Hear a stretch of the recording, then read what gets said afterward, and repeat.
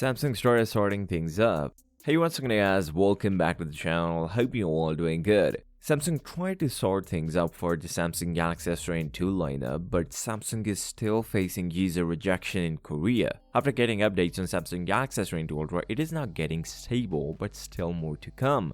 After the launch of Samsung Galaxy S22 Ultra, it has started getting multiple issues which caused people to return their brand new Galaxy S22 Ultra. Although Samsung break its pre-order record with the Galaxy S22 Ultra, almost every European people who get Galaxy S22 Ultra Exynos 2200 variant was not happy because of its issues, and AMD GPU is not compatible with multiple apps and games. But still, Samsung manages to put two software updates to fix those issues, then GOS Game Optimization Service get into play. Before moving on, if you like the content, make sure to drop a like, subscribe to the channel, and comment down below, are you excited for a non-GOS software update for your Galaxy S22 Ultra? Samsung stated that we will push an update for Galaxy S22 lineup to have an option for GOS. Either you need to turn it on or you need to turn it off. But a good news that Samsung actually releases a software update in South Korea where game performance will unblock. Samsung will push this update with the time in more countries, so just check your software update by going into settings and software update. But still, Samsung is facing hate from South Korean customers.